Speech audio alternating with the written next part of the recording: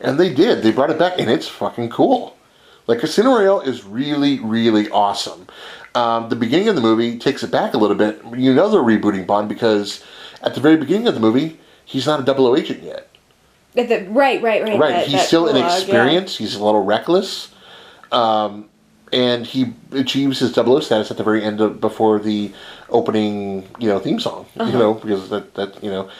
And it's a cool movie. And one of the things it never does is focus on his card game, because he always plays cards, and that's kind of his thing, to mingle and rub shoulders with the rich crowd and get into their skin. He plays cards with them. So that last third, that chunk of that towards the third act, he's playing cards, and it's really suspenseful and really cool.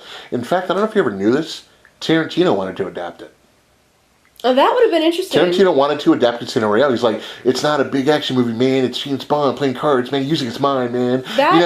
So, yeah. I would have been down. I'd still be down to see a Tarantino version of Casino Royale. Yeah, that's what he wanted to do. He just wanted to focus on the card game, which Casino Royale apparently does. I never read the book, but I actually have read that book. That's the only Bond book I've read. Okay, so I don't remember much about it. Is a card sequence act kind of similar to what happens in the book, or? I really can't remember. Okay. I just remember it's not that long of a book for a movie that was about 2.5 hours long. The book doesn't really justify that. Well, the casino doesn't really come into play until last.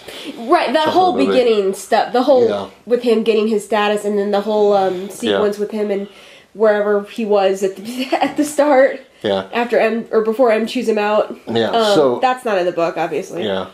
But yeah, he achieves 00 status, and it's violent and dark and gritty, and it's cool. It's a cool movie. And then the sequel, I don't think that's ever happened before, but it was directly connected to another movie. I don't think they've ever done that in the Bond movie. Craig's movies do actually directly connect with each other. Yeah. So you got the next one, which was Quantum of Solace, which I didn't see, actually. I heard it was boring. Really slow and boring.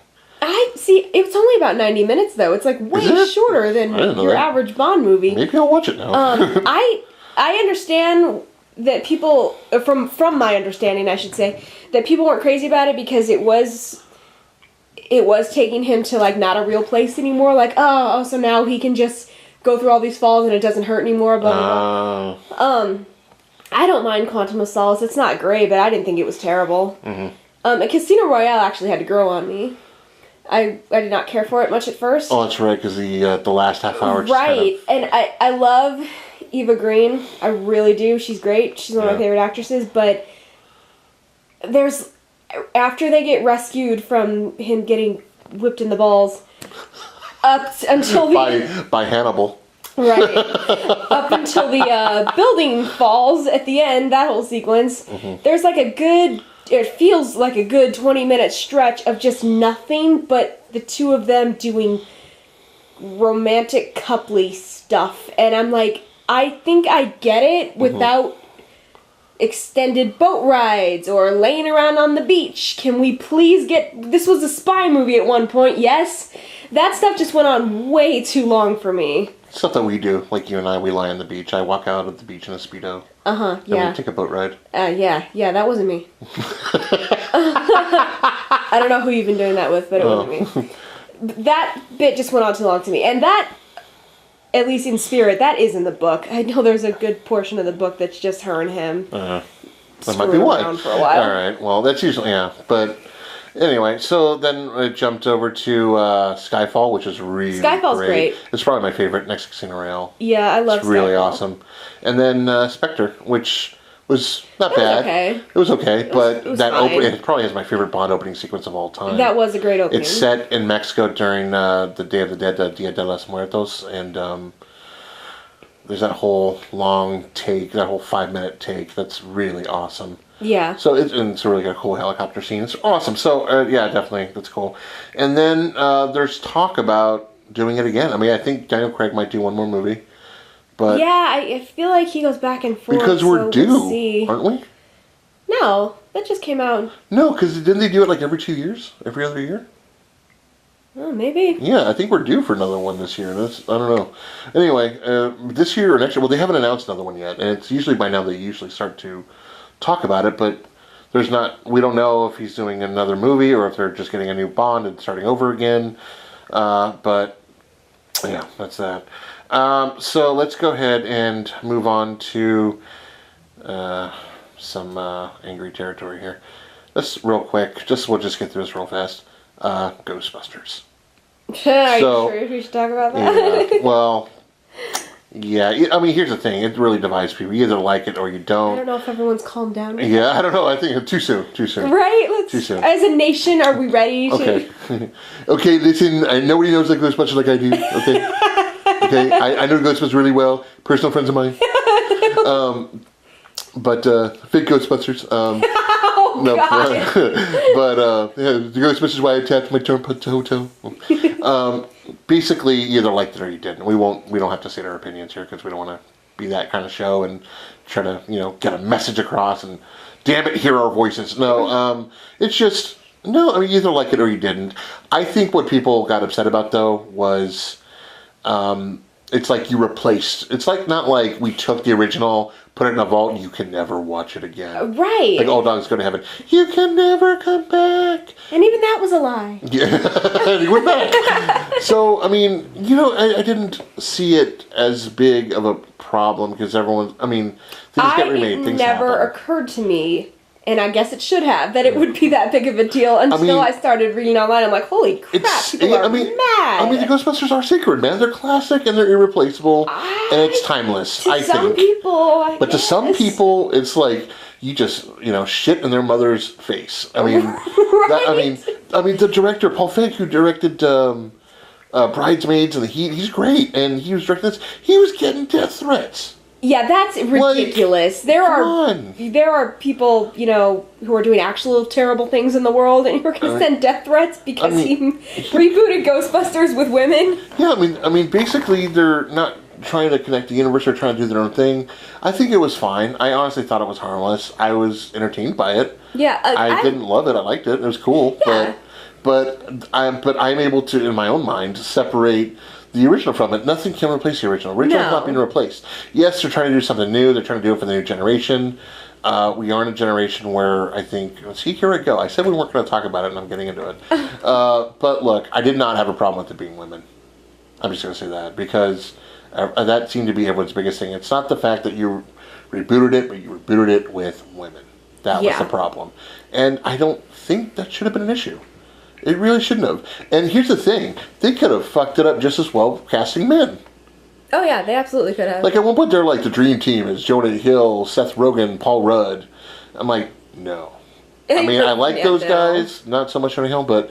yeah, I like... Seth Rogen is hit or miss. When he's good, he's really good. Paul when Rudd he's is bad, just great all around. Yeah, Paul Rudd is great. He would have been great. Jonah Hill, I'm just not a fan of his. Out of the bunches, Paul Rudd would have been great. I think, what's his name would have been great? Bill Hader. Yeah, he could. Bill Hader would have been a good Egon, maybe, or Ray. Yeah, I like the original Ghostbusters. I do, but it was never some untouchable thing from my childhood that can't be touched. Yeah, I just repeated myself. I mean, no, I like it. I really do, but I just never thought it was like the height of comedy, I guess. Yeah. It's a fun movie, it's an enjoyable movie, but I don't get a lot of belly laughs from it. It just kind of like chuckles. I get a few. For me, it's a very nostalgic. I grew up watching it. So, I mean, I grew up, so I love it for the nostalgia reasons. It is really funny. I can watch it over and over again. Yeah. A lot of those jokes just don't get old. Yeah, I will absolutely concede that the original is far, far better than the remake, the reboot. Yeah, absolutely. It is. And again, no one said you can't have both, but apparently everyone's like, they're destroying a classic. Our childhoods! They didn't, like, it'd be one thing to remake it, the exact same thing. That's spitting in its face. That I would be pissed about. Yeah. But, I think they should have just left it alone, but anything's going to be rebooted. They got a studio's got to make money. Mm-hmm. This is where it went. But as it was, it could have been better. It could have been much better. It could have been. But it was fine. It was fine. Exactly. Yeah. So, we'll leave it at that. Chris Hemsworth was great in it. Yeah. I've got to say that. He was the best thing about the movie. Absolutely, he was. All right. So, if you're still listening, we're moving on. After the death threats that you just typed. We'll talk real quick about Halloween. see, now there's where I get mad. All right, now you're gonna get mad. Okay. Yeah, I just criticized Ghostbusters fans for getting mad, and now here I am. Here you go. You're about to lose your shit. I'm sorry. Okay, so I love John Carpenter's Halloween. I love the original series. I like Halloween 2 is really cool. Halloween 3, nothing to do with Michael Myers. Actually set in a universe where Halloween's a movie, which I think is funny. Yeah. But Halloween 3 is still Halloween good. 3 is cool. It's really cool. It felt like a Tales from the Crypt episode, kind of. Yeah.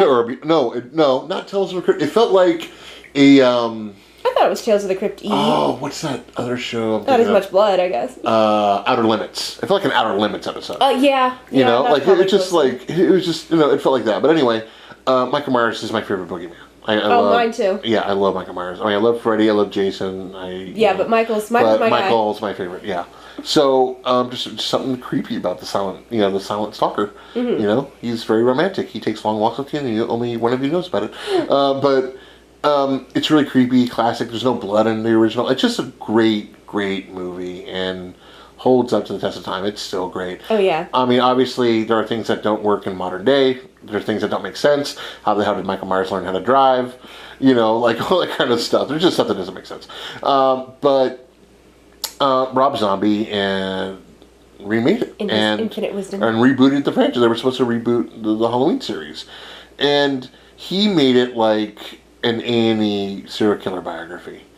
And, well, a lot of people don't like that. And you know what? I agree. I don't like that either, because the mystery, the whole point of Michael Myers is he's a force of nature. He's a supernatural force of nature. He's just you don't know evil. why There's he is what he is. There's no reason why he There's does no this. reason. Yeah. He's just evil. You don't know what happened to him.